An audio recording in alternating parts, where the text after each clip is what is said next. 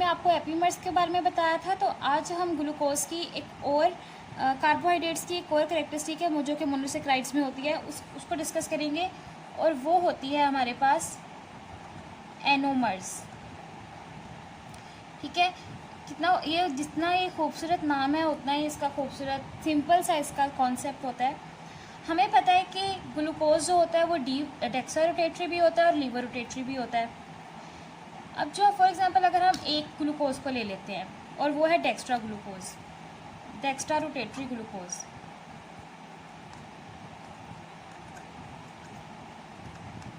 ठीक है, ये मेरे पास आ गया। अब अगर मैं इसकी साइक्लिक फॉर्म देखूं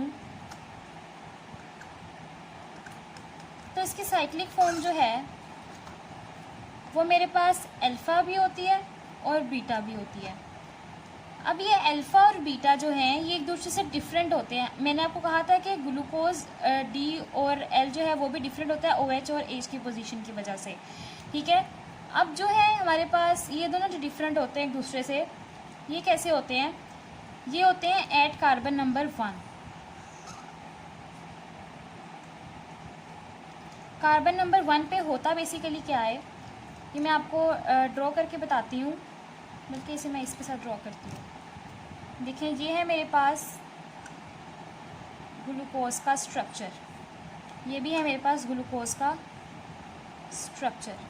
ठीक है, अब ये तो हमें पता है कि यहाँ पे होता है CH2OH CH2OH, यहाँ पे होता है OH OH। अब देखें, हमने हमेशा क्या करना है, यहाँ पे भी हम यही कहेंगे कि हमने साइक्लिक फॉर्म अल्फा और बीटा को डिवाइड किया ऑन द बेसिस ऑफ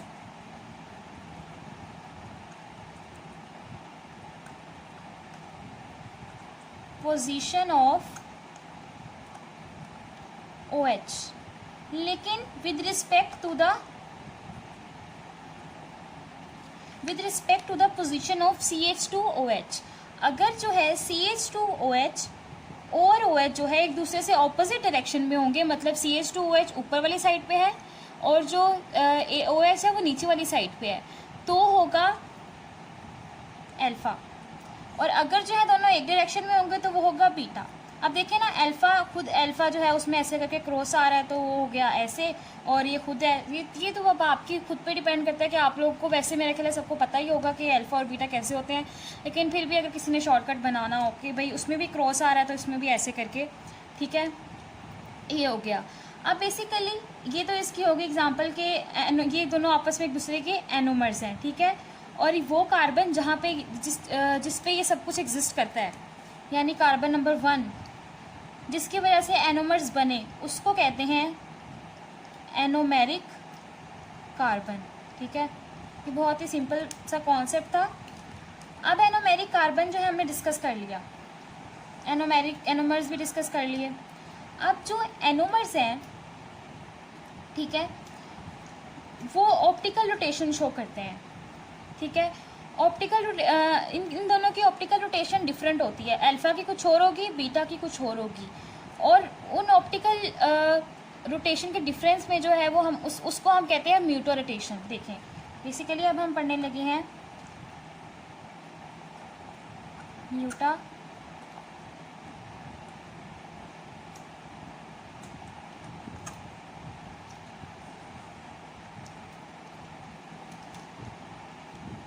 देखिए, हमारे पास है अल्फ़ा ग्लूकोज है और हमारे पास है बीटा ग्लूकोज। ठीक है, अब अल्फ़ा और बीटा ग्लूकोज जो हैं, इन दोनों का जो हमारे पास ऑप्टिकल रोटेशन है वो डिफरेंट है। ठीक है, अब वो डिफरेंट है, ये है म्यूटल रोटेशन। म्यूटेशन क्या होती है कि हमारे पास जो अल्फ़ा ग्लूकोज और बीटा ग्लूकोज है उनकी ऑप्टिकल रोटेशन डिफरेंट होती है। वो उस ऑप्टिकल रोटेशन को मद्देनज़र रखते हुए क्या करते हैं, अल्फ़ा ग्लूकोज और बीटा ग्लूकोज जो हैं ये एक दूसरे के अंदर कन्वर्ट होना शुरू हो जाते हैं। कन्वर्ट कैसे होते हैं, अब देखिए, इनकी ऑप्टिकल रोटेशन जो है, मैं यहाँ पे लिखती हूँ एकदम, रुके, अल्फ़ा, यहाँ पे है बीटा, अल्फ़ा जी, और यहाँ पे है बीटा जी।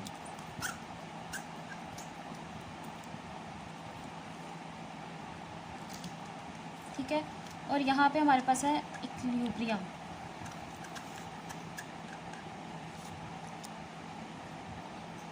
अब देखिए मैंने कहा था कि अल्फ़ा की और बीटा की दोनों की ऑप्टिकल रोटेशन जो है वो डिफरेंट होती है। अल्फ़ा की जो होती है वो ज़्यादा होती है और वो होती है 1.2 डिग्री, और जबकि बीटा की होती है वो होती है, ये भी प्लस में होती है, प्लस 18.7 डिग्री।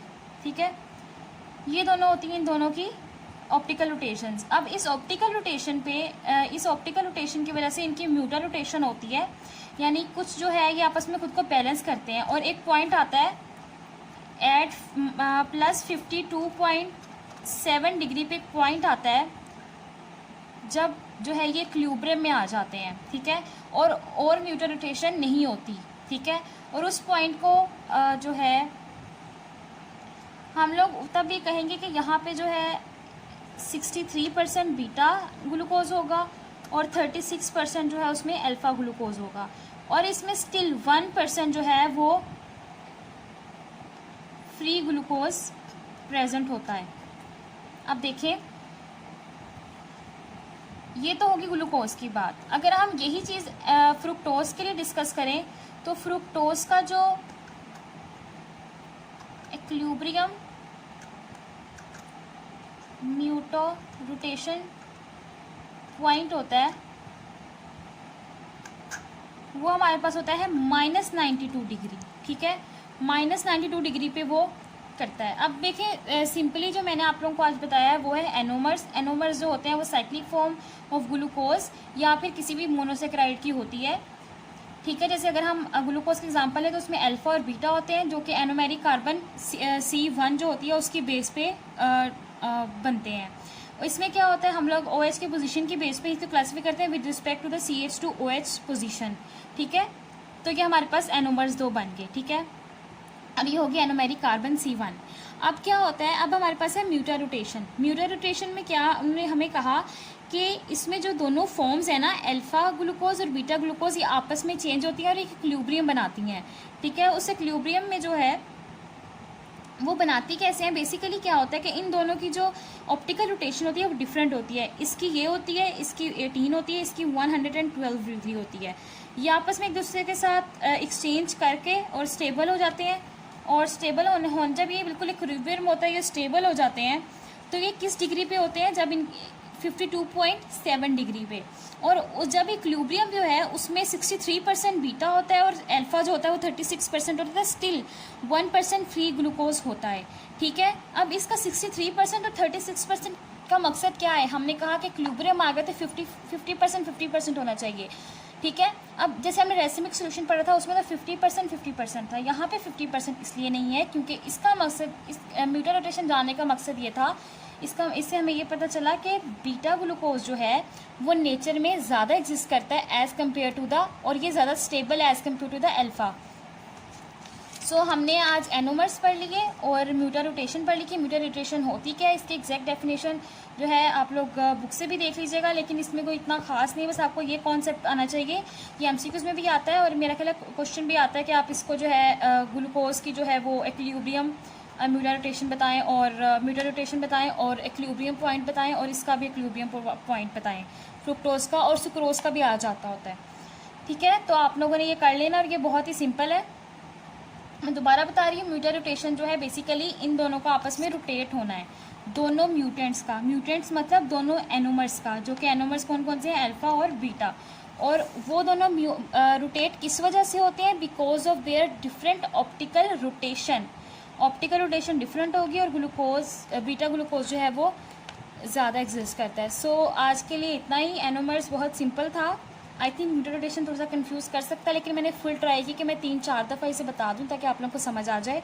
तो आज के लिए इतना ही, और मेरे चैनल को सब्सक्राइब कर दीजिएगा, कमेंट कर दीजिएगा, शेयर कर दीजिएगा, और हाँ लाइक ज़रूर कर दिया करें, ताकि ये एक तरह की मोटिवेशन होती है। अगर सब्सक्राइबर ज़्यादा हों और आपके पास लाइक ज़्यादा हो तो आपको मोटिवेशन मिलती है कि आप लोग अगली वीडियो और अच्छी बनाने की कोशिश करते हो।